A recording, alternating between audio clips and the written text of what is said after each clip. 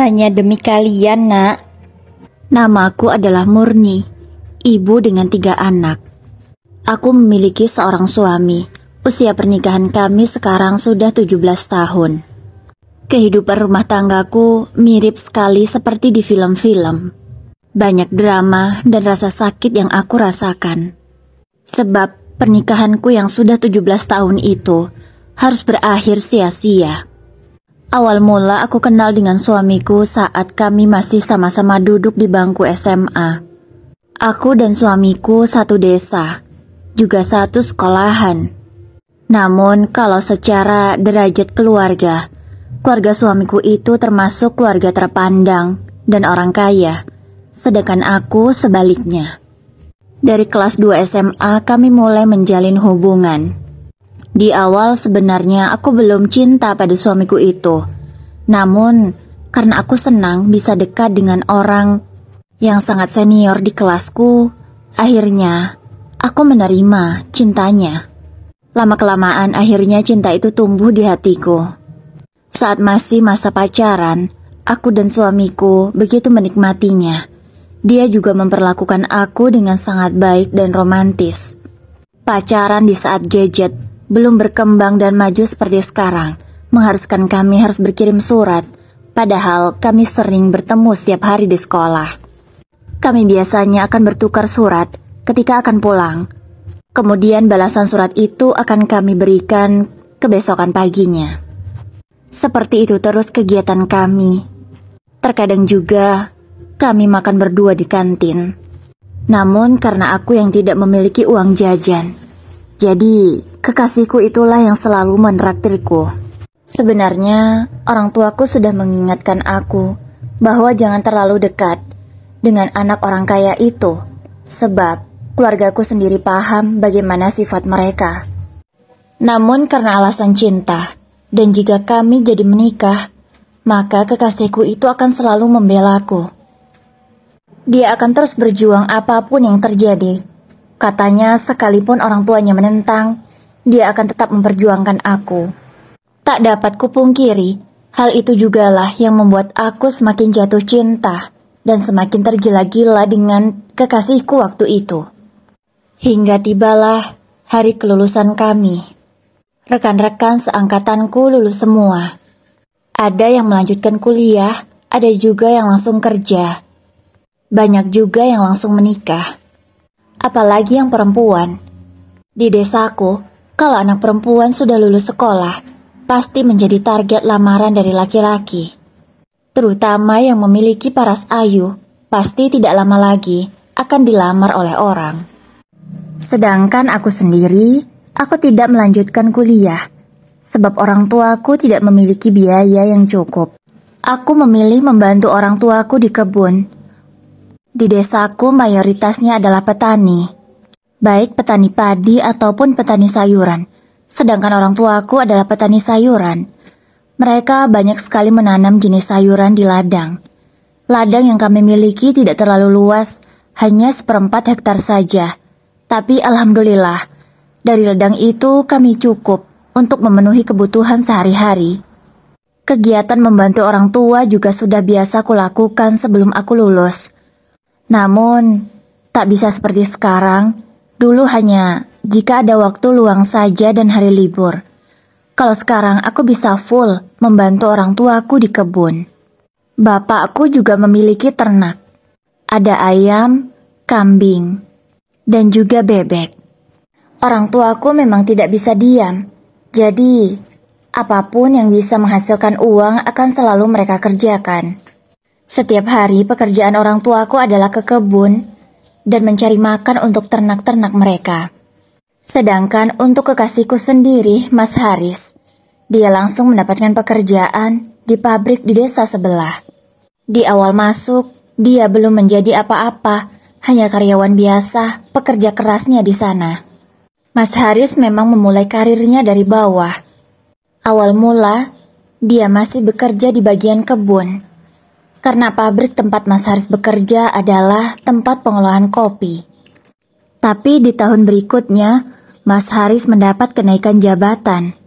Yang awalnya di kebun, kini sudah di dalam perusahaan. Mas Haris mulai menghandle di bagian produksi.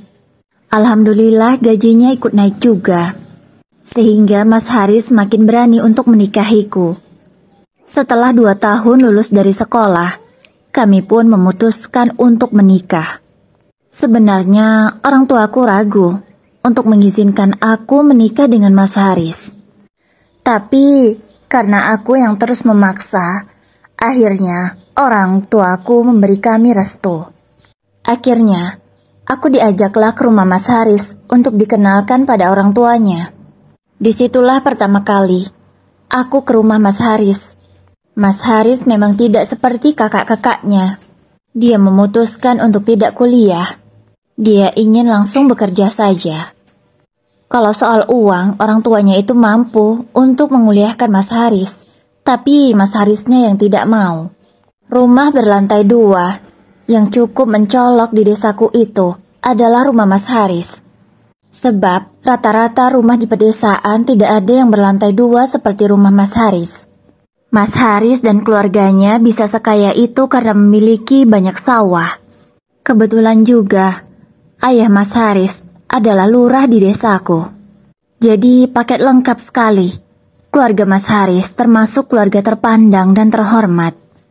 Belum lagi, kedua kakak Mas Haris, Mas Budi dan Mbak Lia, mereka berdua sudah menjadi PNS. Tentulah hal itu semakin dibanggakan oleh orang tua mereka. Dari mulai pertama kali menginjakkan kakiku di rumah itu, aku sudah merasa minder. Sebab aku bukanlah siapa-siapa, tidak seperti keluarga Mas Haris.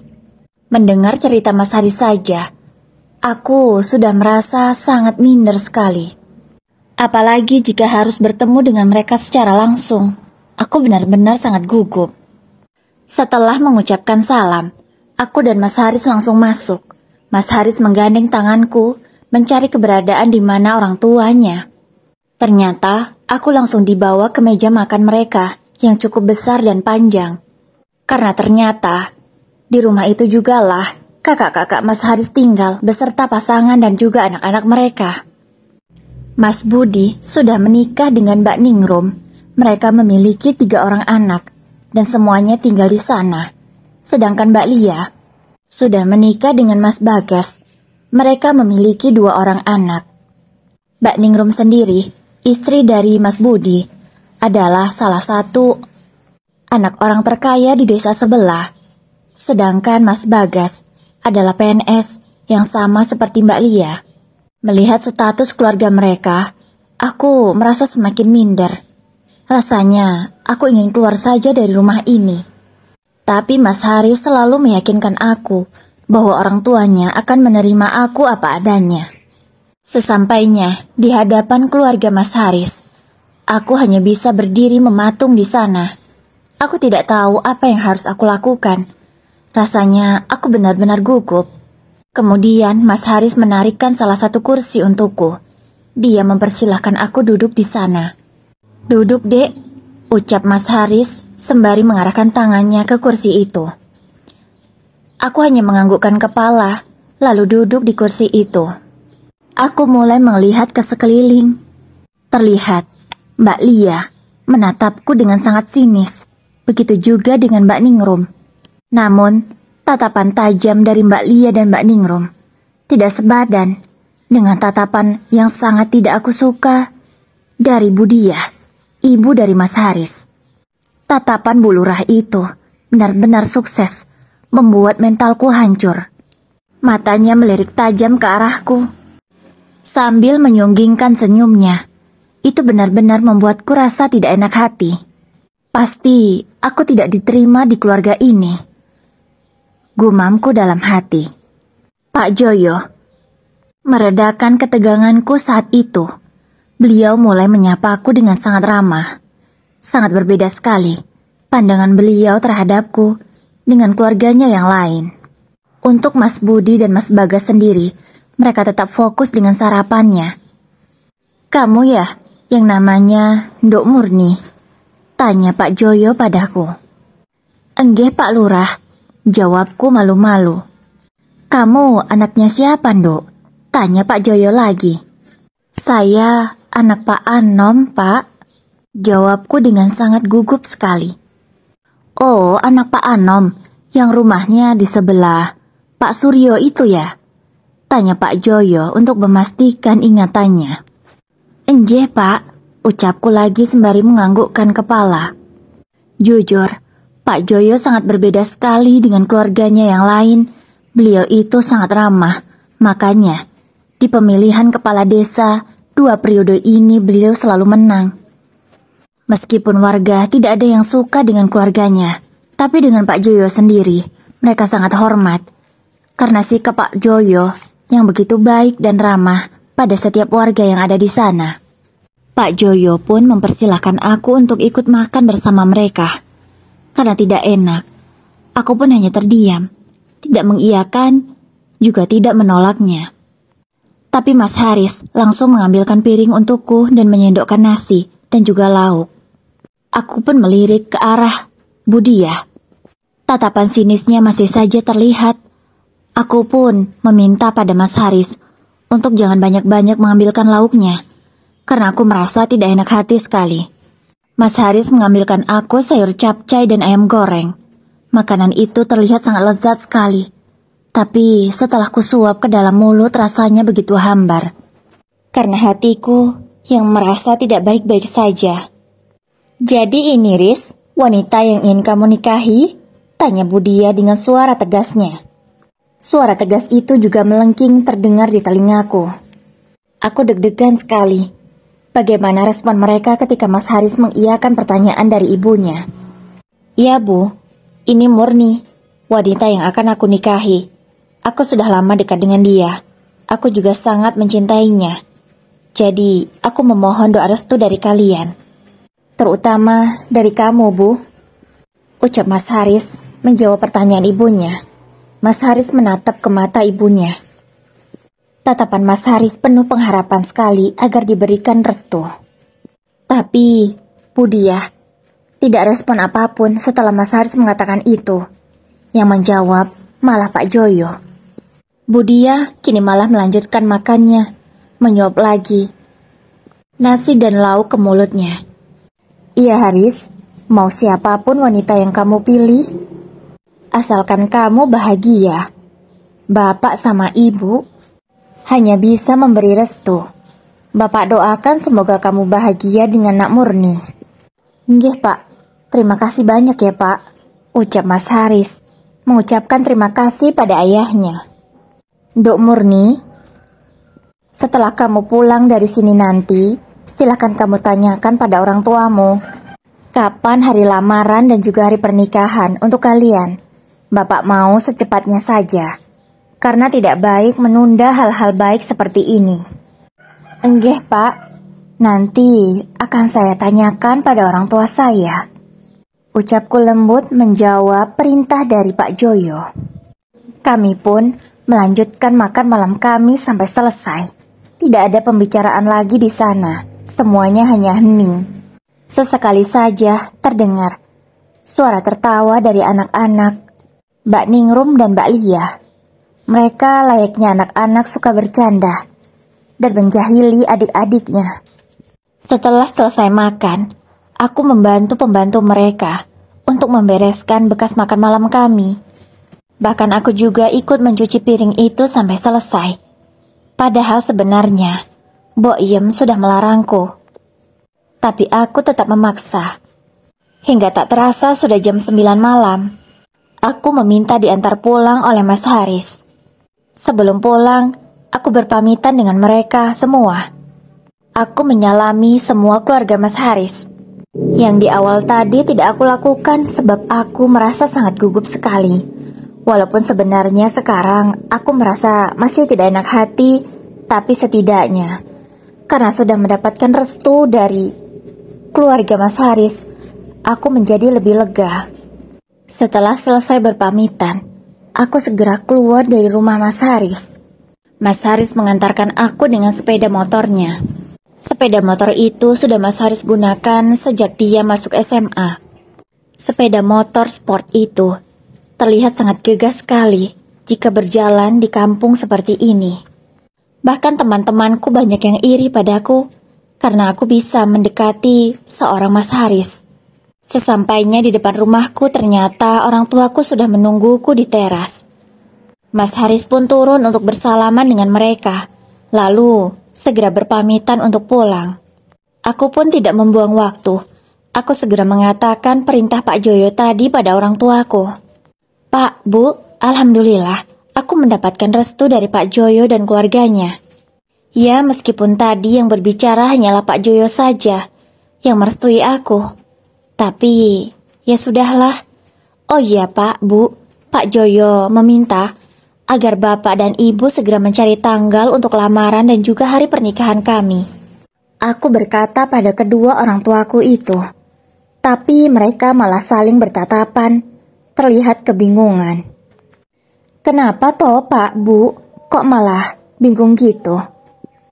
Bapakku kemudian bertanya, kamu benar-benar yakin, Dok, mau menikah dengan Haris? Iya, Pak, aku yakin. Emangnya kenapa toh, Pak? Tanya aku, malah sekarang aku yang bingung. Ya sudah, Dok, kalau memang kamu yakin. Tapi nanti setelah kalian menikah, jangan tinggal satu rumah dengan mereka. Lebih baik kamu meminta pada Haris untuk mengontrak saja, atau tinggal di sini saja bersama kami. Kami nggak mau, Dok. Kamu nanti di sana diapa-apain oleh keluarga dan saudaranya Mas Haris. Kini ibuku menyambung ucapan dari bapakku. Bapak sama ibu tenang aja. Mungkin ini baru permulaan mereka tidak menyukaiku. Tapi setelah aku resmi menjadi bagian dari keluarga mereka, aku yakin aku pasti diterima baik juga. Sama seperti Mas Bagas dan Mbak Ningrum yang diterima baik oleh keluarga dari Mas Haris. Ucapku memberi pengertian pada orang tuaku agar mereka tidak terlalu khawatir. Ya, semoga saja ya, Ndok, apa yang kamu katakan itu benar. Kini ibuku yang menjawab ucapanku. Tapi ekspresi sedih beliau membuat aku jadi tidak enak hati.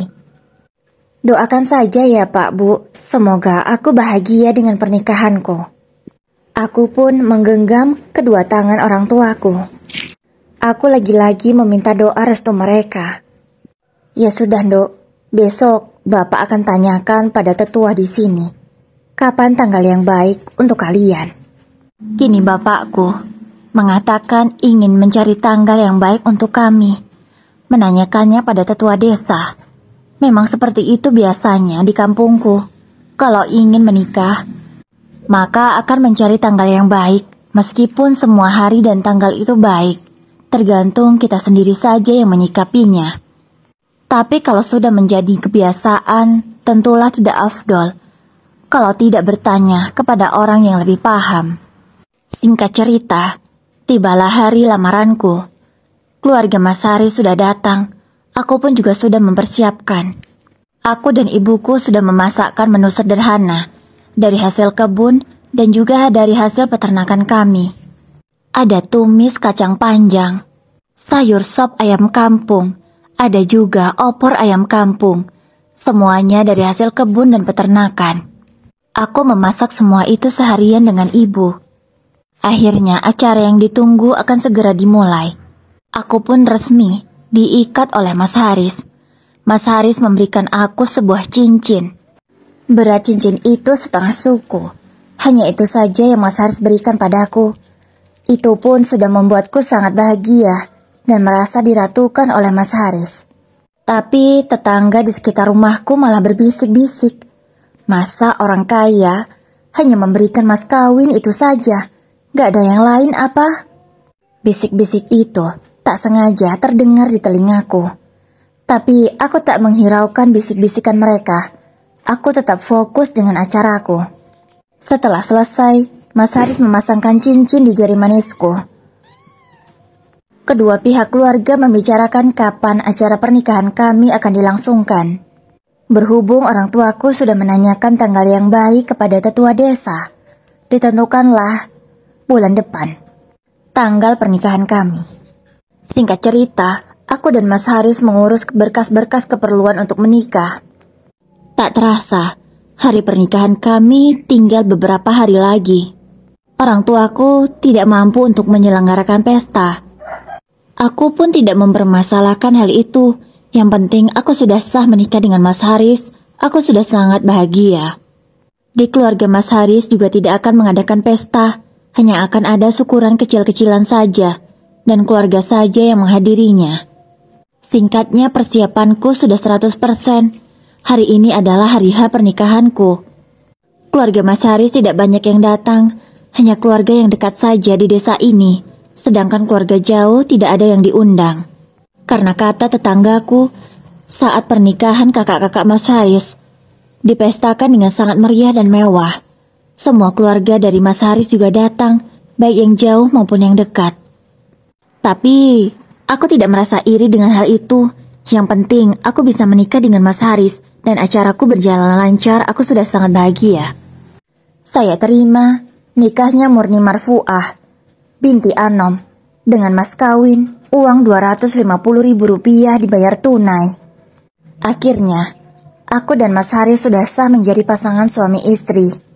Iya, uang Rp250.000 menjadi mas kawin untukku.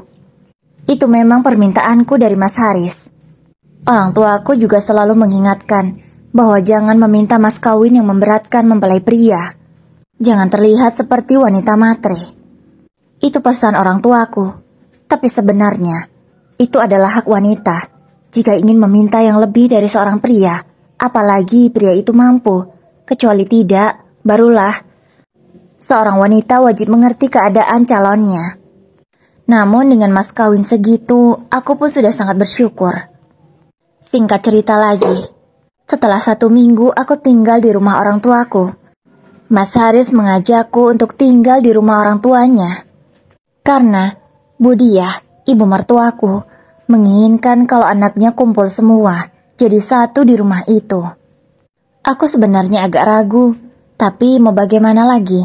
Aku sekarang sudah istri Mas Haris, harus menuruti kemana suami pergi. Setelah selesai membereskan baju-bajuku, dan juga baju Mas Haris, aku segera berangkat untuk pindah ke rumah orang tua Mas Haris. Jantungku sangat deg-degan sekali, sama seperti saat pertama aku menginjakkan kaki di rumah ini. Ini adalah kali kedua aku datang ke rumah ini. Tapi kali ini aku bukan hanya bertamu biasa, melainkan aku akan tinggal di sini dalam waktu yang cukup lama. Sesampainya di rumah Mas Haris, tidak ada yang menyambutku. Ibu mertuaku atau ayah mertuaku juga tidak ada. Sepertinya ayah mertua sedang berdinas. Sedangkan ibu mertuaku kulihat, ternyata beliau sedang duduk di ruang tamu, duduk di sofa mewahnya sembari membaca majalah. Aku pun mengucapkan salam lalu mencium tangan ibu mertuaku. Beliau tampak cuek, seperti tidak peduli. Aku pun hanya bisa menelan salivaku. Setelahnya Mas Haris mengajakku ke kamarnya. Kamar yang sangat mewah menurutku. Di kamar itu ada lemari yang cukup besar, kasurnya juga sangat besar. Sangat berbeda sekali dengan kamarku di rumah orang tuaku yang sangat sederhana.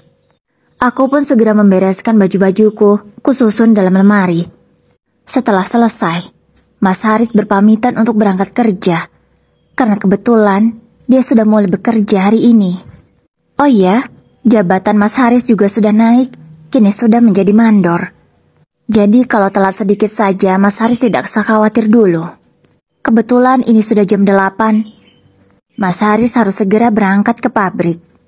Aku mencium tangan suamiku itu dengan takzim. Tak lupa kami berpelukan. Maklum masih pengantin baru, jadi berusaha untuk selalu romantis. Aku pun memperhatikan ke lantai 2. Aku berusaha mencari keberadaan kakak iparku. Tapi sepertinya mereka semua sedang sibuk. Karena Mbak Lia dan suaminya itu PNS, tentu mereka sudah berangkat bekerja. Begitu juga dengan Mas Budi. Tapi aku tidak tahu Mbak Ningrum kemana, karena setauku dia tidak bekerja dan hanya di rumah. Mungkin Mbak Ningrum sedang mengantarkan anak-anaknya berangkat sekolah. Sekarang aku bingung mau ngapain, tidak tahu apa yang harus aku kerjakan. Biasanya kalau jam segini, aku sudah di kebun untuk membantu orang tuaku. Tapi kali ini, aku harus ngapain ya? Aku bicara sendiri di dalam hati. Karena merasa tidak enak, Akhirnya aku bertanya pada ibu mertuaku, "Bu, Murni harus ngapain ya? Adakah cucian yang harus dicuci?" Tanyaku dengan sangat gugup. "Kebetulan Murni, kamu sudah datang. Silahkan kamu ke belakang dan lihat. Di sana banyak sekali pakaian kotor yang harus segera dicuci. Cepat sana, kamu cuci semua pakaian itu. Karena mulai sekarang, tugas mencuci membereskan rumah. Membereskan halaman adalah tugasmu, bukan tugas Mbok Yem lagi. Tugas Mbok Yem hanya memasak, sedangkan yang lainnya, kamu yang harus mengerjakan." Seketika, aku sangat terkejut dengan ucapan ibu mertuaku. Apakah memang harus seperti ini? Atau aku saja yang diperlakukan semacam ini oleh ibu mertua? Karena aku orang tidak mampu dan bisa ditindas olehnya. Mataku bahkan sampai berkaca-kaca mendengar ucapan yang sangat pedas menurutku dari ibu mertua. Beliau dengan terang-terangan menyuruhku untuk membereskan semua rumah ini. Kenapa aku seperti dijadikan pembantu di sini? Apakah Mbak Lia dan Mbak Ningru melakukan hal yang sama? Kini aku mulai bertanya-tanya. Tapi aku tidak memiliki nyali untuk membantah atau menjawab ucapan ibu mertuaku. Aku pun hanya bisa dengan patuh berjalan ke belakang. Rumah yang sangat besar ini harus aku bersihkan setiap hari. Aku pun membayangkannya sudah sangat lelah. Bagaimana aku harus mengerjakannya? Di dapur, aku bertemu Mbok Yem yang sedang memasak untuk makan siang sepertinya. "Mbok Yem, cuciannya di mana ya?" Tanya aku kebingungan, karena sedari tadi aku belum melihat di mana tempat mencuci baju. "Oh, ada di sana, Mbak Murni, di belakang sana," jawab Mbok Yem sembari menunjukkan di mana tempat cucian itu berada. "Mbak Murni, maafin Mbok Yem ya. Mbok Yem tidak bisa membantu. Mbok Yem takut kalau nanti Mbok Yem membantu Mbak Murni, Mbok Yem malah dipecat. Sebenarnya di rumah ini ada 2 pembantu lainnya yang akan membereskan rumah. Tapi mereka berdua sudah diberhentikan sejak kemarin oleh Bu Diah. Dan sekarang hanya tinggal Mbok Yem saja yang bekerja di sini. Kata Bu Diah, semua pekerjaan yang dikerjakan oleh 2 pembantu kemarin akan digantikan oleh Mbak Murni. Mbok Yem kasihan sama Mbak Murni. Itu pasti sangat melelahkan. Mereka berdua saja yang mengerjakannya secara bersamaan, sampai sambat setiap hari. Apalagi Mbak Murni sendirian mengerjakannya. Itu pasti sangat lelah. Apalagi rumah ini sangat besar. Butuh waktu seharian untuk membereskannya. Ucap Mbok Yem panjang lebar. Kulihat matanya juga berkaca-kaca. Mungkin Mbok Yem sangat kasihan dengan nasibku. "Nggak apa-apa Mbok Yem. Aku menganggap semua ini adalah baktiku pada suami dan mertua. Semoga dengan cara ini, mereka bisa menyukaiku dan bisa menerima keberadaanku." "Ya sudah Mbok Yem, jangan menangis. Aku harus segera mencuci baju. Kalau tidak nanti semakin kesiangan, malah nggak kering," ucapku. Tak lupa aku mengelus pundak Mbok Yem beberapa kali. Semoga itu bisa membuatnya lebih tenang. Aku pun segera berjalan menuju tempat cucian. Kulihat, ada 2 bak besar berisi pakaian kotor. Sepertinya itu pakaian semua orang yang ada di rumah ini. Aku dengan cepat segera menimba air. Kurendam semua pakaian itu dengan deterjen. Sembari menunggu, aku ingin membersihkan salah satu ruangan yang ada di rumah itu. Akhirnya aku memutuskan untuk menyapu ruang tamu terlebih dahulu. Sekitar 1 jam, aku baru selesai menyapu ruang tamu. Belum ruangan yang lainnya. Benar-benar sangat melelahkan. Biasanya kalau di rumah orang tuaku, 1 jam itu sudah sama ngepelnya. Setelah selesai menyapu ruang tamu, aku kembali ke tempat cucian. Segera kusikat satu persatu pakaiannya. Kurang lebih 2 jaman aku mencuci hingga selesai. Yang paling melelahkan adalah aku harus menimba airnya. Karena aku tidak tahu memang belum ada mesin air atau bagaimana. Tapi masa iya orang sekaya Pak Joyo tidak memiliki mesin air?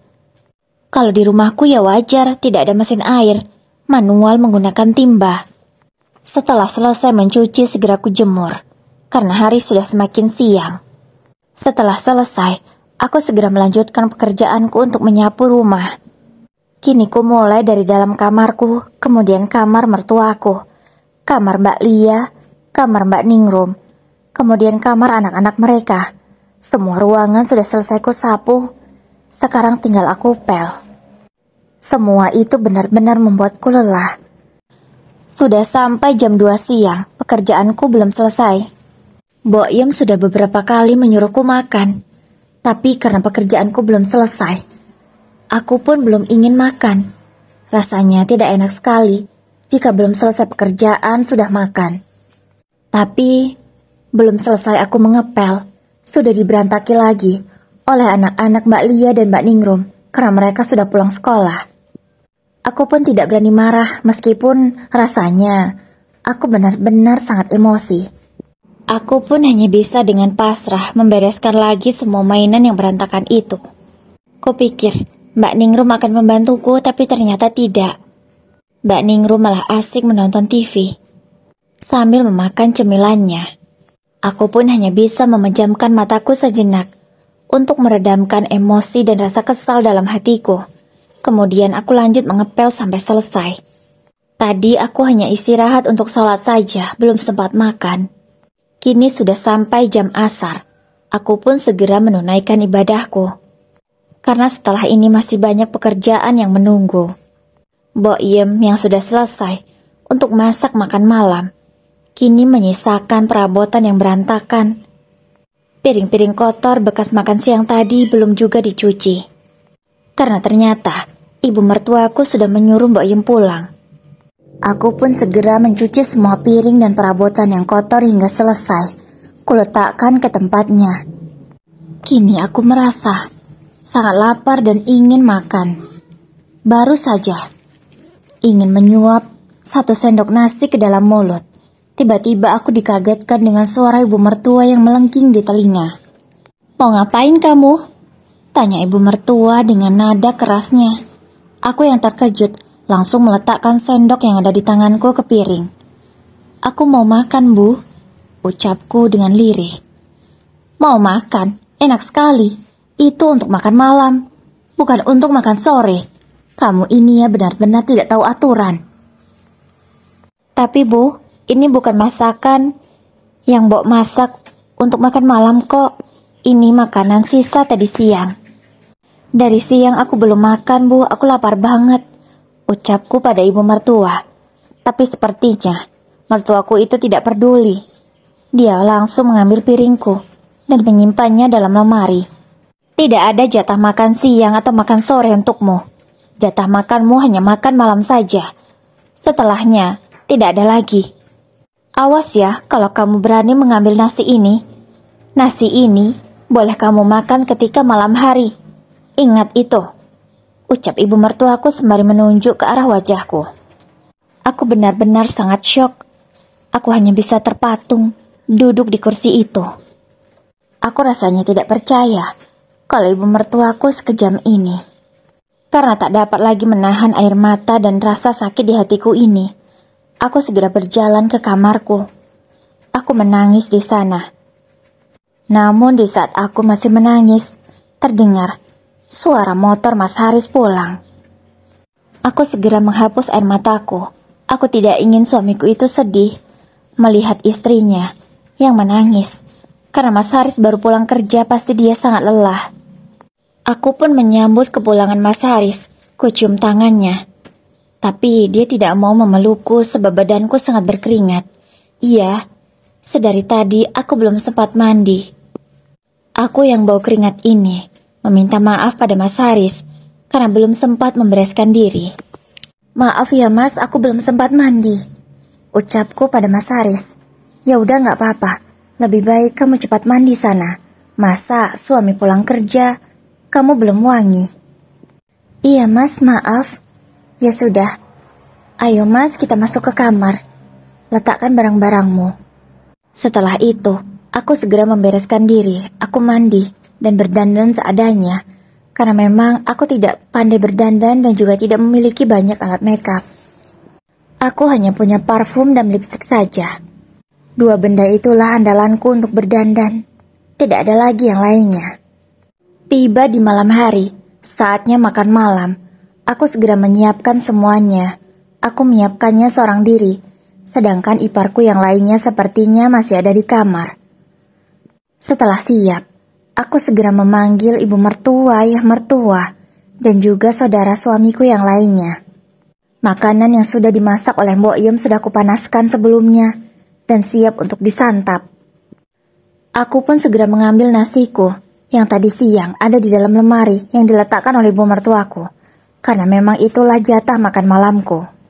Mas Haris sempat bertanya, kenapa aku memakan masakan yang berbeda? Karena Mas Haris melihat sayur yang aku makan tidak sama dengan sayur malam ini. Loh, kamu kenapa nggak makan lauk yang sama seperti kami? Itu kayaknya nasinya juga sudah dingin. Itu makanan kapan sih? Tanya Mas Haris merasa keheranan, sebab nasiku terlihat memang sudah sangat dingin. Ini masih enak kok mas, ini baru ku ambil. Oh iya, lauk ini lauk tadi siang. Sayang kalau nggak dihabisin, ucapku pada Mas Haris. Tentu dengan kebohongan, karena itu adalah nasi sore yang aku ambil dan ingin aku makan tadi sore, namun dilarang oleh ibu mertuaku. Sedari tadi, ibu mertua juga sudah menatapku dengan tajam. Aku tahu beliau pasti mengancamku. Akhirnya Mas Haris tidak lagi menanyakan hal itu. Kami pun makan dengan lahapnya. Setelah selesai makan malam, seperti biasa aku membereskan semua piring-piringnya. Aku juga segera mencuci piring-piring itu, agar pekerjaanku besok pagi tidak terlalu banyak. Ya, seperti itulah rutinitasku sehari-hari di rumah ibu mertua. Aku membereskan semua rumah, mencuci semua pakaian. Tak lupa juga membereskan kebun di belakang ataupun di depan rumah. Kebun di depan maupun di belakang rumah itu seperti taman kecil. Namun di sana tidak hanya bunga saja, banyak juga tanaman sayuran. Tak terasa, sudah 1 tahun aku menikah dengan Mas Haris. Aku masih tetap melakukan pekerjaan yang sama setiap harinya. Tapi Mas Haris tidak tahu kalau aku seperti itu setiap hari, karena aku memang tidak mengatakannya pada Mas Haris. Sebab ibu mertuaku mengancam, kalau aku berani mengadu, maka bisa saja dia menyuruh anaknya itu untuk menceraikan aku. Namun karena sudah tidak tahan lagi dengan semua ini, belum lagi Mbak Lia dan Mbak Ningrum yang selalu menghinaku. Menghina status pendidikanku yang hanya SMA, sedangkan mereka S1, membuatku semakin tidak tahan. Sudah seringkali aku meminta pada Mas Haris untuk pindah dari rumah ini. Apalagi aku yang belum hamil, selalu disindir saja oleh keluarga suamiku itu, terutama oleh ibu mertua. Bagaimana aku mau hamil jika setiap hari aku harus kelelahan membereskan semua rumah ini sendirian? Sedangkan iparku tidak ada yang membantu, apalagi menyentuh pekerjaan rumah, sama sekali tidak ada. Hari-hari aku hanya stres dan lelah. Bagaimana bisa hamil? Belum lagi ucapan-ucapan pedas yang terlontar dari ibu mertuaku. Itu semakin membuatku sakit kepala. Tapi Mas Haris selalu menolak untuk pindah. Alasannya, ibunya ingin anak-anaknya kumpul di sini, tidak ada yang misah. Tapi kali ini aku sudah tidak kuat. Aku juga ingin cepat hamil dan memiliki anak. Mana tahu dengan kelahiran anak-anak dariku, mertuaku bisa baik. Tidak lagi seperti ini padaku. Ayolah mas, aku mohon. Kita mandiri saja. Mengontrak pun tidak apa-apa kalau kamu tidak mau tinggal di rumah orang tuaku. Ucapku memohon pada Mas Haris. Ya sudah, besok mas izin dulu ya sama ibu dan bapak. Semoga mereka kasih izin ya. Aku juga berharap supaya kamu bisa cepat hamil. Iya mas, terima kasih ya, ucapku pada Mas Haris. Alhamdulillah, Mas Haris menyetujui permintaanku. Di saat makan malam, disitulah Mas Haris meminta izin pada orang tuanya. Pak, Bu, boleh ya? Haris dan Murni pindah. Kami ingin mandiri. Ucap Mas Haris sepertinya dia agak ragu. Oh, ini pasti istrimu yang nyuruh ya, Riz? Tanya ibu mertuaku dengan nada ketusnya. Enggak kok Bu, ini keinginan Haris sendiri. Kami berdua ingin mandiri, itu aja, gak ada yang lain. Ucap Mas Haris membela. Ya sudah, kalau kalian ingin mengontrak sendiri, gak apa-apa. Tapi Bapak tidak mau ya membelikan rumah. Kalau kalian mengontrak, silakan. Boleh kalau kalian ingin mandiri. Ucap Pak Joyo.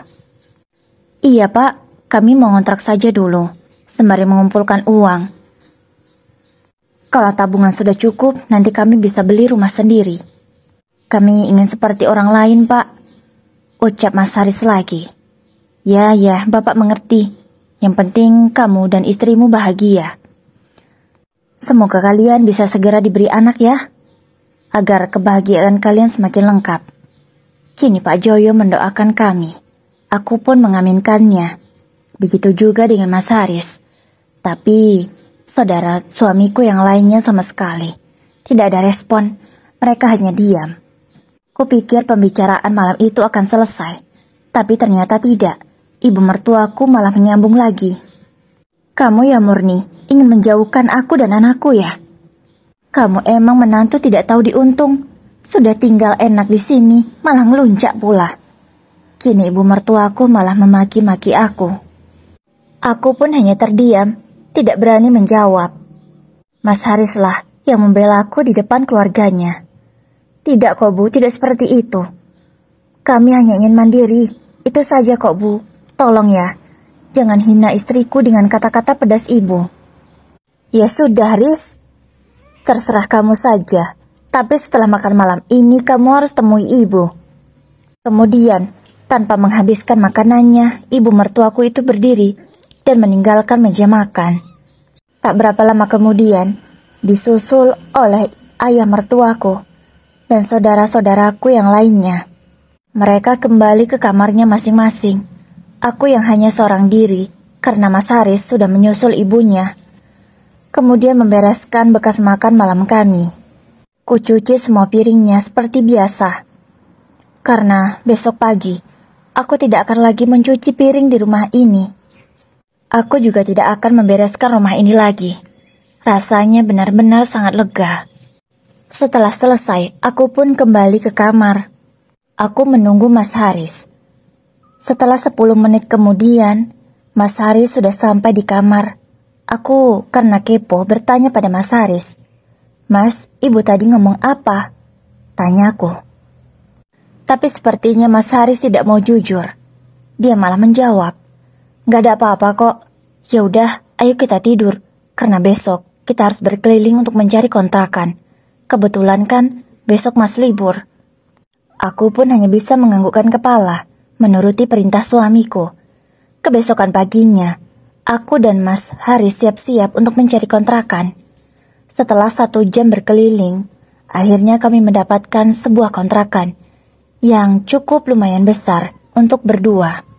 Kontrakan itu lumayan jauh dari rumah ibu mertua maupun orang tuaku, sebab ada di desa sebelah. Tapi untungnya, kontrakan itu dekat dengan tempat kerja Mas Haris, jadi bisa lebih menghemat waktu. Siang harinya setelah selesai membereskan barang-barang, aku pun berpamitan pada orang tua, mertuaku juga. Iya, aku meminta pada orang tuaku untuk datang ke rumah mertuaku, sebab aku ingin berpamitan secara langsung pada mereka. Setelah kepergianku pun orang tuaku juga ikut pergi, karena mereka memang tidak nyaman berada di rumah mertuaku itu. Ayah dan ibuku sangat lega karena melihat aku akhirnya pindah dari rumah mertua. Mereka mendoakan semoga aku cepat hamil dan bisa bahagia. Akhirnya aku sudah terbebas dari rumah ibu mertuaku. Aku kini tinggal di rumahku sendiri walaupun masih mengontrak. Aku pun tak pernah menceritakan pada Mas Haris tentang aku yang dijadikan pembantu oleh ibu mertuaku sendiri. Aku tidak ingin Mas Haris membenci ibunya. Hari-hari di kontrakan itu, aku isi dengan kegiatan belajar menjahit.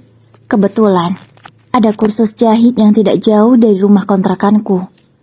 Lumayan bisa mengisi waktu luangku setelah selesai melakukan pekerjaan rumah. Alhamdulillah juga, setelah 5 bulan kami pindah mengontrak sendiri, aku positif hamil. Usia kandunganku kini sudah 4 bulan. Mas Haris benar-benar sangat menjaga kehamilanku, karena ini adalah anak pertamanya. Orang tuaku juga sering mengunjungiku membawakan aku hasil kebun, juga hasil peternakan mereka. Tak lupa juga membelikan buah-buahan untukku.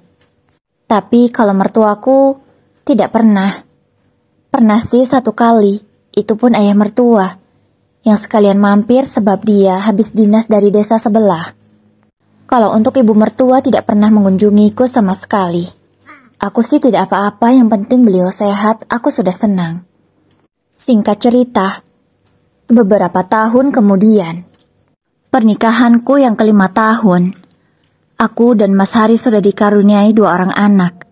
Anakku yang pertama sudah berusia 3 tahun, sedangkan anakku yang kedua baru berumur 1 tahun.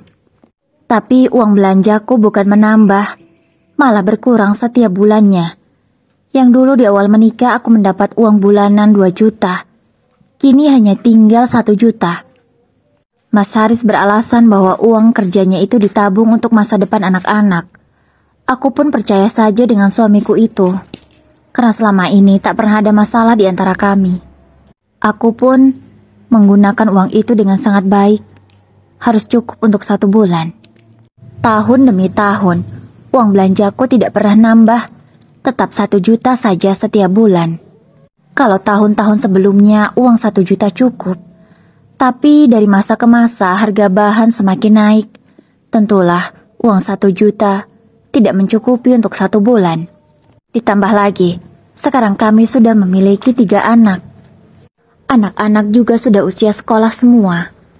Agar bisa memenuhi kebutuhan anak-anak, aku pun mencari penghasilan tambahan dengan menjahit. Ya, aku membeli mesin jahit bekas dengan harga 300.000. Mesin yang sudah tua itu aku pergunakan dengan baik untuk menjahit pesanan para pelanggan. Aku juga membuka jasa untuk setrika pakaian.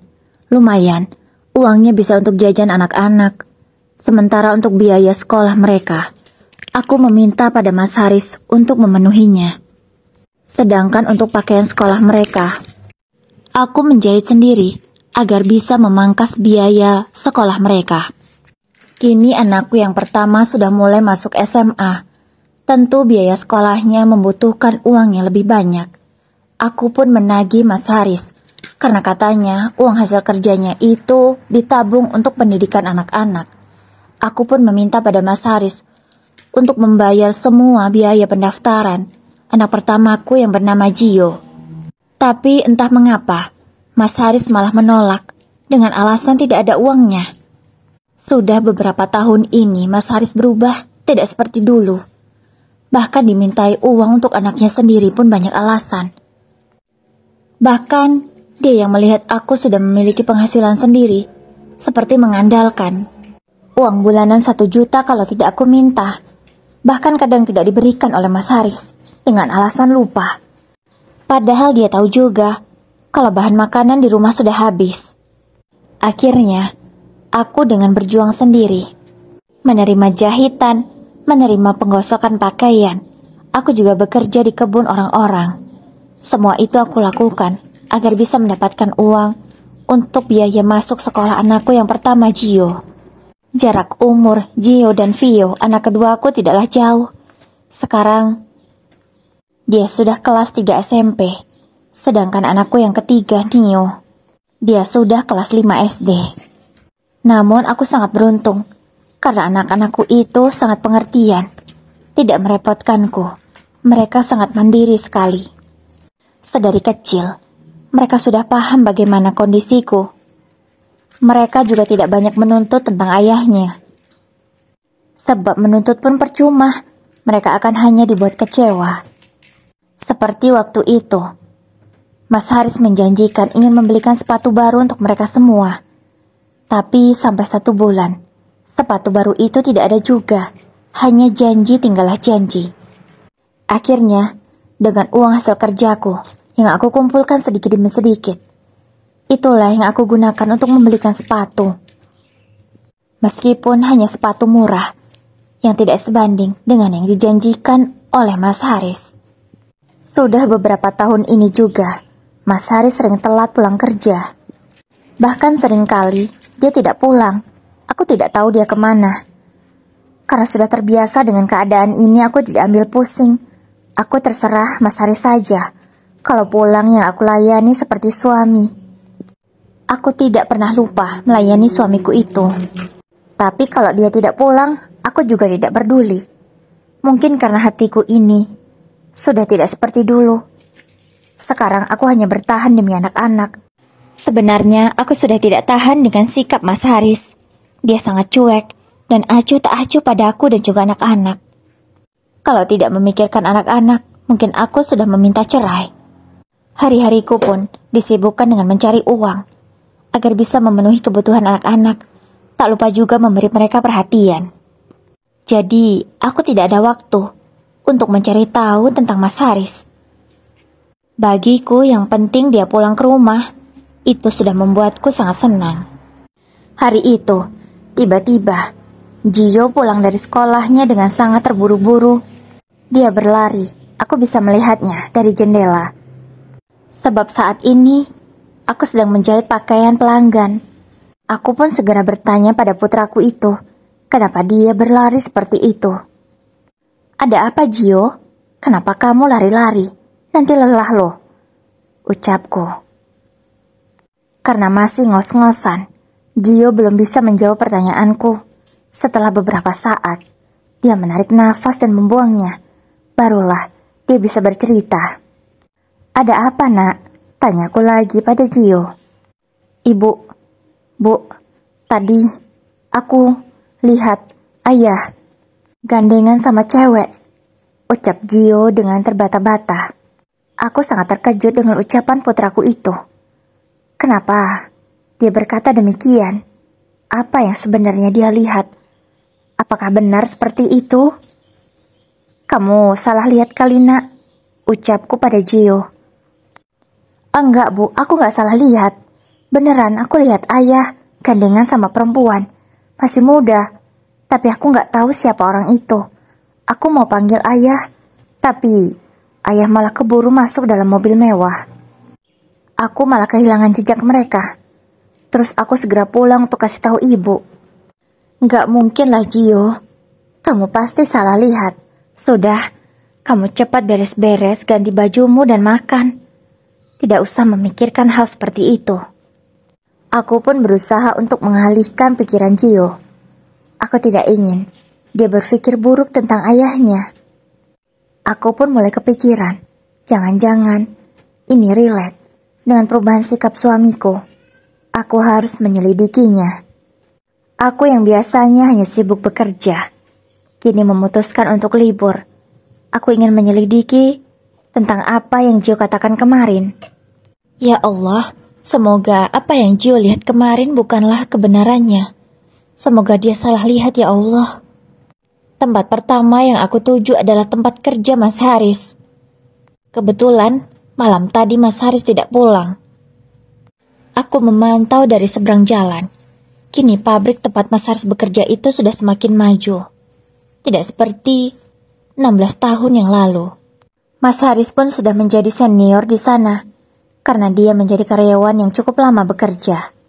Suamiku itu meskipun sudah berumur, tapi karena dia memiliki uang untuk bergaya, penampilannya sangat modis, sangat berbeda dengan aku. Aku yang baru berumur 37 tahun ini, sangat terlihat tua, seperti orang yang berumur 50 tahun. Aku dan Mas Haris seumuran, tapi kami sangat jauh berbeda. Aku pun bertanya pada satpam yang ada di sana. Pak, apakah Pak Haris sudah masuk kerja hari ini? Tanyaku. Oh, Pak Haris, sudah Bu, sudah ada di dalam. Itu mobilnya. Aku melongo melihat mobil yang satpam itu tunjuk. Karena mobil itu sangat mewah dan kinclong sekali. Mas Haris mempunyai mobil semewah ini? Kok aku tidak tahu ya? Selama ini dia pulang menggunakan motor lamanya. Apa mungkin Mas Haris baru membeli dan belum memberitahu aku? Aku pun bertanya-tanya sendiri di dalam hatiku. Aku pun memantau Mas Haris dari samping pos satpam itu. Aku berharap Mas Haris keluar, entah pergi kemana gitu. Namun tak berapa lama, doaku terkabul. Mas Haris keluar dari kantornya. Dia menggunakan pakaian yang sangat rapi sekali, tidak seperti mandor pada umumnya. Karena aku tahu mandor di pabrik itu pakaiannya seperti apa. Kalau pakaian yang Mas Haris kenakan seperti manajer saja. Namun di belakang Mas Haris berjalan juga seorang wanita. Tapi tiba-tiba wanita itu menggandeng tangan Mas Haris dengan sangat mesra. Kemudian mereka berdua masuk ke dalam mobil mewah itu. Mau kemana kamu, Mas? Aku bicara seorang diri. Satpam yang mendengar ucapanku bertanya, "Ada apa, Bu? Ibu nanya kah?" Tanyanya padaku. "Oh, tidak, Pak. Terima kasih ya, Pak." Aku segera berlari, mendekati tukang ojek yang memang tidak jauh mangkal dari sana. Aku meminta padanya untuk mengikuti mobil Mas Haris. Kurang lebih 15 menit perjalanan, Mas Haris membelokkan mobilnya di sebuah rumah mewah. Itu bukan rumah mertuaku. Aku juga tidak tahu itu rumah siapa. Kulihat, setelah mobil itu berhenti di depan rumah itu, Mas Haris dan wanita yang terus saja menggandeng tangan Mas Haris masuk ke dalam rumah mewah itu. Hatiku benar-benar sakit. Siapa wanita itu? Kenapa dia dengan berani menggandeng suami orang? Kebetulan, di sana ada satpam yang berjaga. Karena sepertinya rumah itu bukan rumah orang biasa, pasti memiliki satpam penjaga. Aku pun segera bertanya pada satpam itu, "Pak, permisi mau tanya, kalau boleh tahu, laki-laki dan wanita itu siapa?" Aku bertanya pada satpam itu, "Maaf Bu, ibu siapa ya? Ada keperluan apa?" Satpam itu malah berbalik tanya padaku, "Nggak ada sih Pak, saya sepertinya mengenal pria itu. Mirip sekali seperti suami saya. Saya takut salah orang, makanya saya tanya pada Bapak." "Ibu kayaknya salah orang deh. Gak mungkin laki-laki itu suami ibu. Soalnya, laki-laki itu adalah suami dari Non Mira, wanita yang ada di sebelahnya." "Masa ibu juga gak tahu sih pernikahan mereka? Mereka menikah dengan sangat mewahnya. Sudah 1 tahun yang lalu sih memang. Tapi saya rasa siapa sih yang gak tahu pernikahan mewah mereka? Sebab mereka itu keluarga terpandang. Pasti banyak orang yang mengenalnya." "Apa?" Aku seketika ternganga. Mulutku terbuka lebar karena aku sangat terkejut. Jadi Mas Haris sudah menikah dengan wanita itu? Astagfirullahalazim. Seketika tubuhku ini menjadi lemas. Tanganku langsung dingin. Aku pun terduduk di pinggiran pos satpam itu. Langsung saja, buliran bening ini mengalir dengan sangat derasnya. Aku benar-benar sangat syok. Kok bisa? Mas Haris menikah lagi sudah 1 tahun, aku tidak tahu. Akunya yang terlalu sibuk? Atau memang Mas Haris pandai menyembunyikannya dariku? Pantas saja, kamu jarang pulang, Mas. Karena ternyata kamu sudah memiliki istri di tempat lain. Sakit sekali hatiku. Dengan masih gemetaran, aku melangkahkan kakiku perlahan. Aku menjauhi rumah mewah itu. Aku berjalan tidak tahu arah mau kemana. Hatiku dan pikiranku benar-benar kalut. Sakit sekali. Dadaku terasa sangat sesak. Air mataku pun masih terus mengalir. 17 tahun kita menikah, Mas. Kamu dengan mudahnya mengkhianatiku. Apa jangan-jangan perubahan sikapmu beberapa tahun ini disebabkan perempuan itu? Benar-benar sangat sakit.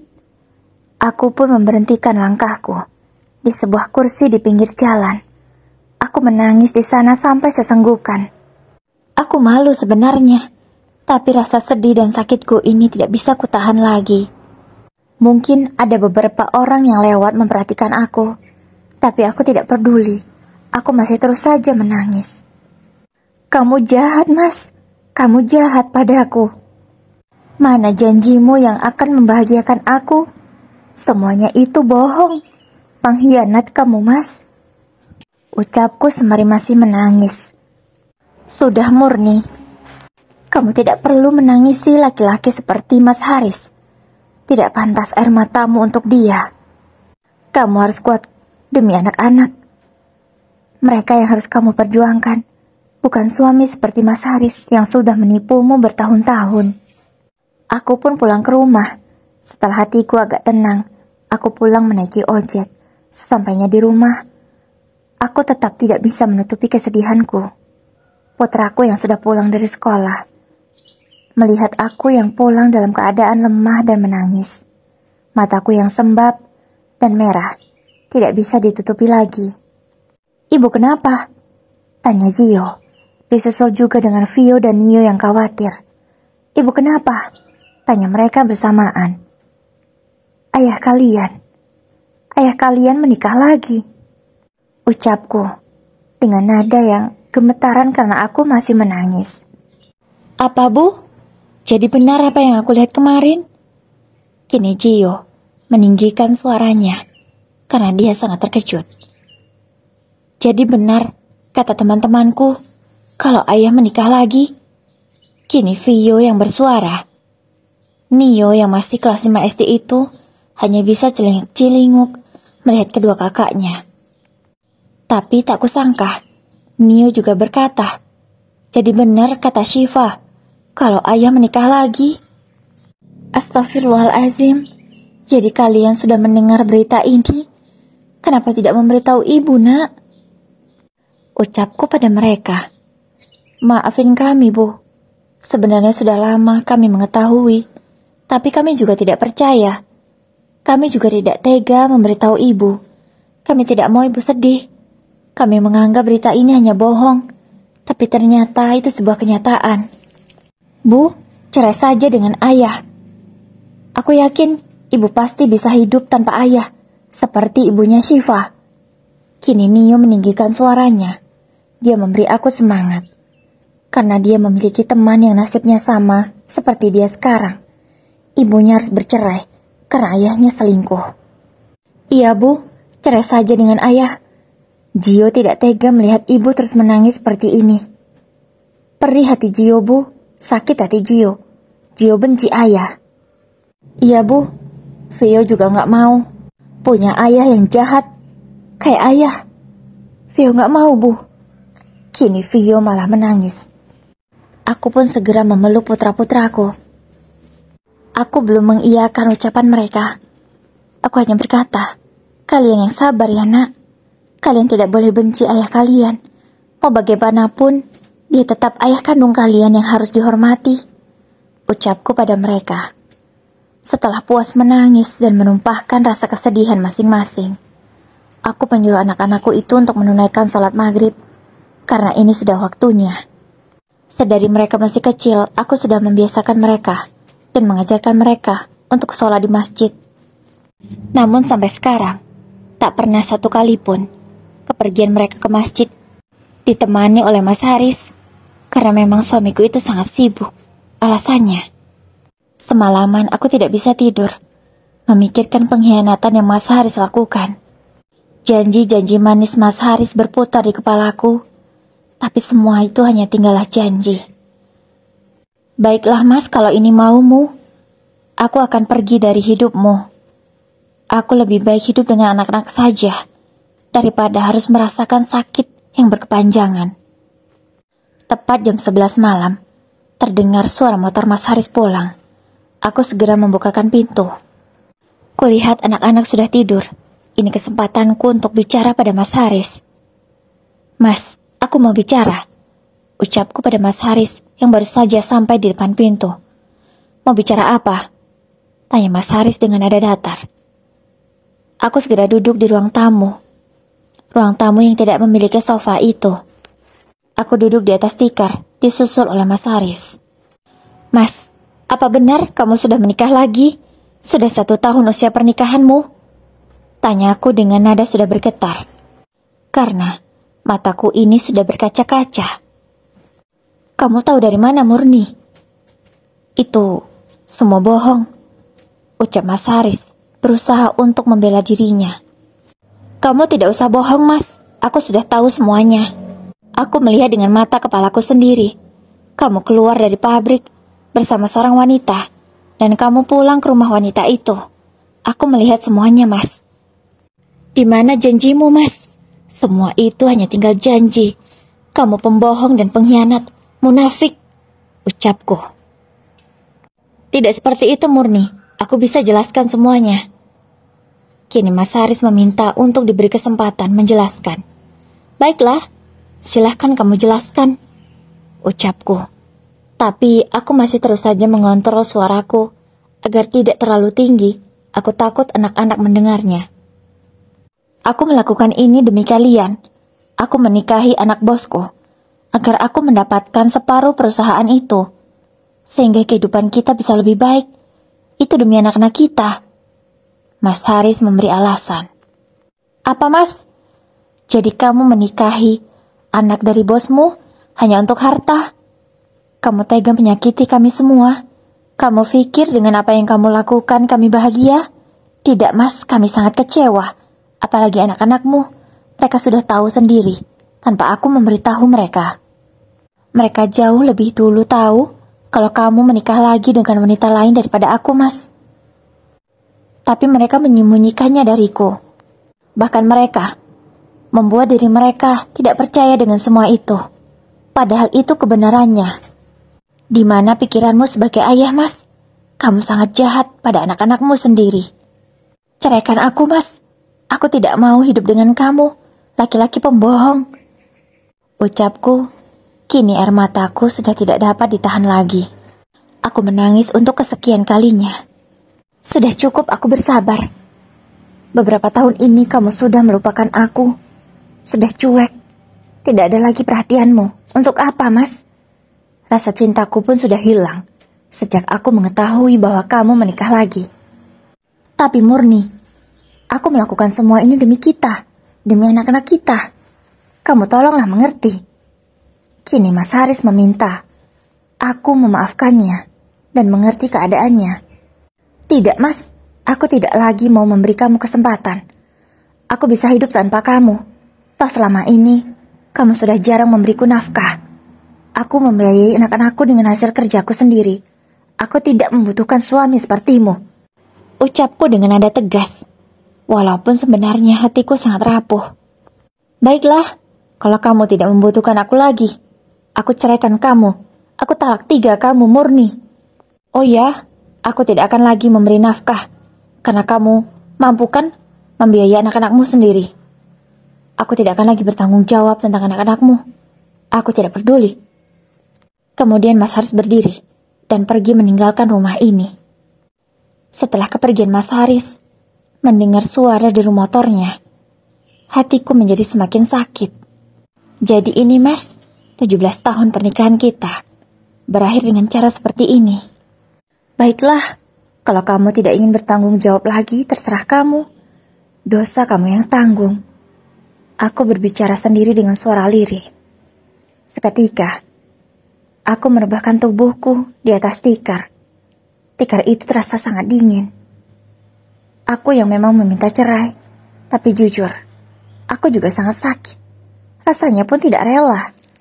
Tapi, mungkin ini lebih baik.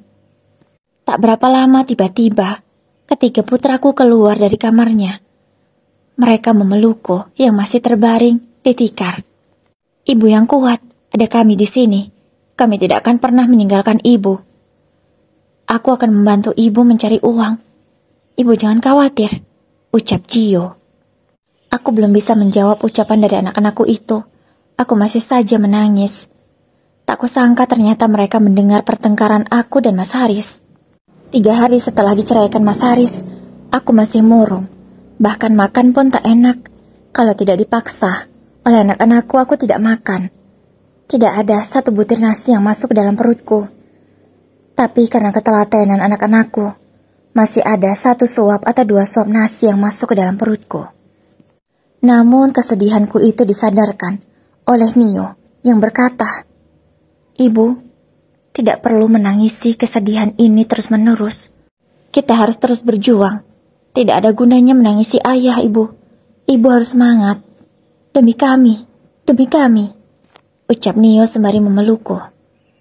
Dengan kata-kata putraku itu, aku pun sadar dan mulai merubah diriku untuk semangat lagi. Aku mulai menyibukkan diri dengan bekerja di kebun, menjahit, menerima gosokan. Semuanya aku kerjakan. Tak terasa 1 tahun berlalu. Aku belum menerima juga surat gugatan dari Mas Haris atau surat resmi aku diceraikan. Belum ada. Sepertinya Mas Haris belum mengurus surat perceraian kami. Putraku Gio, yang kini sudah lulus SMA, selalu menyarankan aku untuk mengurus surat perceraian itu, supaya aku bisa benar-benar lepas. Tidak lagi ada sangkutan dengan ayah mereka.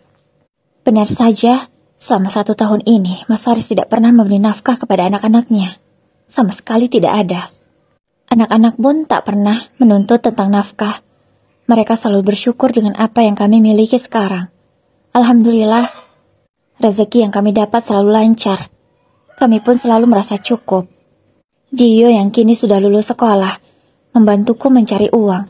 Dia bekerja di bengkel. Kebetulan putraku itu memiliki bakat. Alhamdulillah. Dari hasil kerja Gio, dia menabung. Cita-citanya ingin membuka laundry. Kebetulan, di desa itu sudah sangat ramai. Banyak juga para pekerja yang mengontrak, sehingga kalau harus mencuci mereka tidak sempat. Setelah setengah tahun Gio bekerja, dia berhasil membeli 2 mesin cuci. 2 mesin cuci itulah yang dia gunakan untuk membuka usaha. Aku benar-benar sangat bangga dengan Gio. Vio dan Nio juga membantu usaha kakaknya itu. Mereka bekerja sama dengan baik. Bahkan kini aku sudah tidak bekerja di kebun lagi. Aku hanya tinggal menerima gosokan dan juga jahitan. Alhamdulillah, usaha laundry Gio semakin maju. Dari hanya 2 mesin cuci, kini sudah menjadi 5. Dari hanya dikerjakan bertiga, kini sudah memiliki 5 orang karyawan. Ada yang bagian mencuci, ada yang bagian menyetrika. Ada juga yang bagian mengantar cucian ke pelanggan. Aku benar-benar bangga. Gio bahkan berjanji pada adik-adiknya untuk menguliahkan mereka berdua. Alhamdulillah, Vio dan Nio memiliki semangat yang sangat tinggi untuk berkuliah. Setelah Vio lulus SMA, akhirnya dia kuliah. Untunglah, Vio berhasil mendapatkan beasiswa. Jadi abangnya hanya tinggal membantu biaya ongkosnya saja. Sedangkan Nio sendiri kini sudah SMA. Dia juga sangat berprestasi. Gurunya berkata, kalau prestasi Nio bagus seperti ini terus, bisa juga dia mendapatkan beasiswa. Aku benar-benar bangga dengan anak-anakku. Mereka sudah sukses. Tidak terasa. Kini Nio sudah mulai masuk kuliah, sedangkan Vio sudah wisuda. Usaha Gio juga semakin maju. Mesin cuci yang dia miliki sudah upgrade ke model yang lebih baru dan lebih canggih. Tidak perlu lagi dijemur, bisa langsung dikeringkan dari mesin cuci itu. Benar-benar sangat canggih sekali. Laundryan milik Gio semakin maju. Alhamdulillah aku juga sudah memiliki seorang menantu, yaitu istri Gio. Kalau kalian tanya, apakah selama bertahun-tahun itu Mas Haris ada berkunjung? Tidak ada, sama sekali tidak ada. Ketika tidak sengaja bertemu di jalan pun, Mas Haris seperti tidak kenal dengan kami. Aku pun tidak mempermasalahkan hal itu, aku biarkan saja. Aku yang sekarang tidak bekerja lagi, dan hanya menikmati masa tua. Aku menghidupkan televisi. Siaran favoritku adalah berita. Aku mengklik sebuah channel. Ada berita terbaru di sana. Aku melihat ada sebuah pabrik terbakar. Sepertinya pabrik itu tidak asing. Aku mengenalinya. Iya, pabrik itu adalah milik Mas Haris. Kerugian yang dialami miliaran rupiah. Belum lagi, ada beberapa korban karyawan yang ikut terbakar di sana. Tentulah perusahaan harus mengganti rugi. Aku benar-benar sangat prihatin dengan keadaan pabrik Mas Haris. Semoga Mas Haris diberi ketabahan. Doaku dalam hati. Nio yang tiba-tiba pulang dari kampus menyadari aku yang sedang menonton televisi. Bu, tadi aku lewat loh depan pabrik ayah. Kebakaran loh pabriknya, Bu. Ucap Nio. Iya, Nak. Ibu juga sudah tahu beritanya. Itu lihat. Ucapku sembari menunjuk ke arah televisi. Kasihan ya, Bu. Semoga ayah diberi kesabaran. Ucap Nio. Iya, Nak. Amin. Vio juga tiba-tiba pulang dari tempat usahanya. Ya, semenjak lulus kuliah, Vio meminta bantuan pada Gio untuk membuka usaha bengkel, sebab dia juga hobi di sana. Alhamdulillah usaha Vio lumayan maju. Dia belajar banyak dengan abangnya, yang sudah sukses dalam dunia bisnis. Aku dan keluargaku juga tidak tinggal di kontrakan itu lagi. Gio sudah membelikan aku sebuah rumah yang cukup besar. Aku dan adik-adiknya tinggal di sini, sedangkan Gio sudah membeli rumah sendiri. Aku memang yang menyuruh Gio untuk tinggal terpisah dariku. Bukan aku tidak sayang pada menantu, tapi aku ingin istri Gio itu lebih nyaman tinggal di rumah sendiri. Ada apa sih kalian kayak seru banget? Tanya Vio penasaran. Itu loh, pabrik ayah kebakar. Ucap Nio menjawab pertanyaan dari kakaknya. Iya sih, aku juga tadi udah lihat beritanya di HP. Semoga ayah diberi kesabaran ya, Bu. Ucap Vio. Amin. Aku mengaminkan doa anak-anakku itu. Alhamdulillah, mereka masih mendoakan yang baik untuk ayahnya. Meskipun selama ini, mereka tidak pernah mendapatkan kasih sayang dari ayahnya sendiri. 6 bulan berlalu, setelah kebakaran pabrik Mas Haris, aku mendapat kabar lagi yang lebih mencengangkan. Mas Haris dan keluarganya harus menjual rumah yang mereka tinggali untuk membayar hutang dan kerugian. Sepertinya itu sudah lama, tapi aku baru mengetahuinya. Kabarnya, rumah mantan mertuaku juga dijual, karena uangnya tidak cukup. Jadi rumah itu, beserta sawahnya juga, digunakan untuk membayar kerugian. Kabarnya sekarang, Mas Haris dan keluarganya tinggal di sebuah rumah kecil yang mereka beli dari sisa hasil penjualan rumah mereka. Aku, Vio, Nio, Gio, dan menantuku Fatia, istri Gio, berniat untuk mengunjungi mereka. Mana tahu, dengan keadaan mereka yang sudah seperti ini, kami bisa memperbaiki hubungan, karena bagaimanapun, anak-anakku masih tetap ada hubungan darah dengan ayahnya. Hari ini kami berangkat dengan mobil Gio untuk menuju ke rumah Mas Haris. Aku sudah mendapatkan alamatnya dari seseorang. Sesampai di depan rumah mereka, aku dan anak-anakku segera turun. Nio, yang sangat semangat sekali, segera mengetuk pintu rumah itu. Assalamualaikum, Assalamualaikum, ucap Nio sembari mengetuk pintu. Tak berapa lama pintu itu dibuka oleh seorang wanita. Sepertinya wanita itu adalah istri Mas Haris. Aku masih mengingat wajahnya meskipun sekarang sudah berbeda. Dia lebih terlihat tua, tidak seperti dulu saat aku bertemu dia masih sangat muda. Kalian siapa? Tanya wanita itu kebingungan. Kami, anak-anaknya dari Pak Haris, ucap Nio menjawab pertanyaan wanita itu. Apa? Anak-anak Mas Haris? Tanyanya sembari matanya melotot karena terkejut. Mas, kesini, teriak wanita itu. Apa benar Mas mereka anak-anakmu? Tanya wanita itu dengan nada tinggi. Iya, mereka anak-anakku, dan itu mantan istriku. Jadi selama ini kamu bohongi aku ya Mas? Katanya kamu masih bujangan, belum menikah. Ternyata malah punya anak, sudah besar-besar pula. Selama 8 tahun kita menikah, kamu menutupi semuanya. Pintar sekali kamu Mas. Aku benar-benar tidak mau Mas. Tidak sudi aku. Silakan kamu pergi dari rumah ini. Jangan kamu tinggal di sini, aku tidak mau. Tapi, ucap Mas Haris menahan wanita itu. Tapi wanita itu tidak bergeming. Dia lalu masuk ke dalam rumah. Aku tidak tahu apa yang dia lakukan. Aku dan anak-anakku hanya bisa terdiam melihat pemandangan ini. Kami tidak bisa bicara apa-apa. Tak berapa lama kemudian wanita itu keluar lagi dengan membawa sebuah tas. Dia lalu melemparkan tas itu keluar rumah, lalu mendorong Mas Haris dengan kasar. Pergi kamu dari sini Mas, aku tidak sudi. Aku akan segera mengurus surat perceraian kita. Tapi, kemudian wanita itu menutup pintunya dengan sangat keras. Mas Haris yang belum sempat mengatakan apapun, kini tidak berdaya. Dia pun terduduk lemah di depan pintu. Ayah ikut kami aja ya, ucap Nio dan Vio. Aku melihat Gio yang masih berdiri. Dia tidak seperti adik-adiknya. Sepertinya Gio masih menaruh rasa benci pada ayahnya itu. Kami akan mengurus ayah. Tenang saja. Kami sudah memaafkan kesalahan ayah. Kini Vio berkata. Terima kasih, Nak. Maafkan ayah. Ucap Mas Haris menangis. Mas Haris menangis di pelukan Vio. Maafkan ayah, Nak. Ucap Mas Haris menangis sampai terseduh-seduh. Iya, ya, tidak apa-apa. Ayo, kita ke rumah. Kini Nio mengajak ayahnya berdiri dan menarik tangannya untuk masuk ke dalam mobil kami.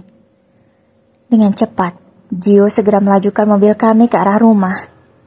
Ayah, ini rumah kami. Rumah yang dibeliin oleh Bang Gio. Ayah bisa tinggal di sini sementara waktu. Besok, aku akan cari kontrakan untuk ayah, supaya ayah bisa tinggal di sana. Karena nggak mungkin kan, ayah tinggal sama ibu. Kalian bukan suami istri lagi, ucap Vio menyambung. Sudah, jangan bicara itu dulu. Ajak ayah kalian makan. Ajak juga ayah kalian istirahat, ucapku. Aku kemudian berlalu masuk ke dalam kamarku. Aku ingin beristirahat.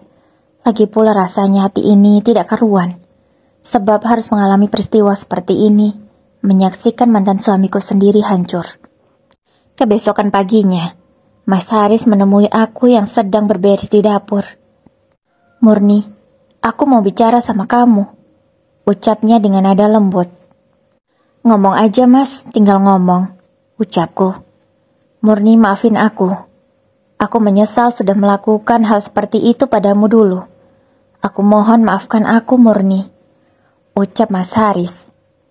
Iya Mas, aku sudah memaafkanmu. Lagi pula aku anggap semua itu sudah berlalu, jadi tidak perlu diingat lagi.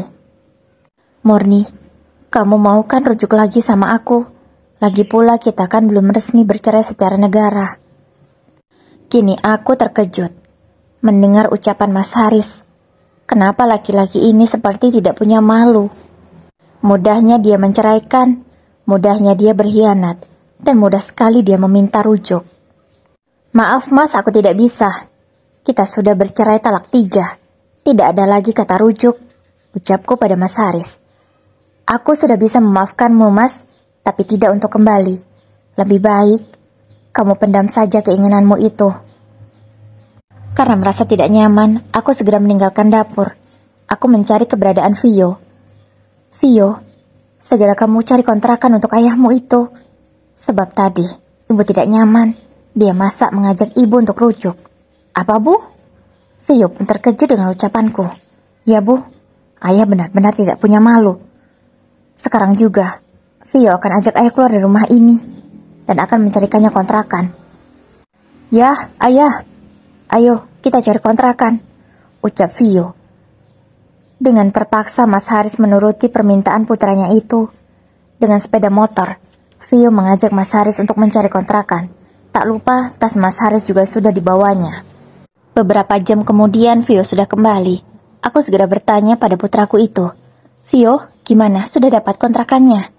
Sudah Bu, lumayan jauh dari sini. Jadi ibu tidak usah merasa khawatir jika ayah akan mengganggu ibu. Vio memang benar-benar putraku yang sangat pengertian. Dia tahu maksudku. Terima kasih anak, kamu sudah mengerti ibu.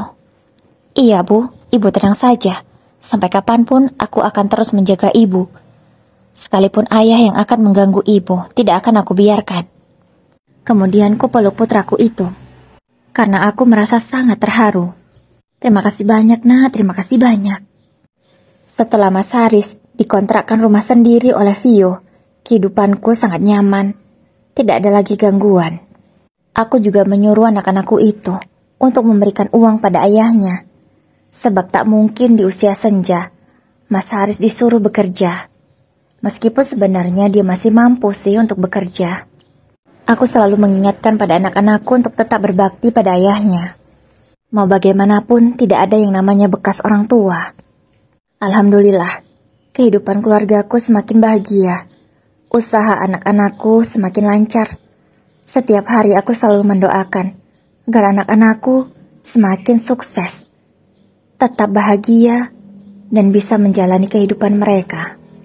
Di sepertiga malam, Aku selalu bersujud untuk mendoakan anak-anakku agar memiliki kehidupan yang baik, sukses dunia dan akhirat.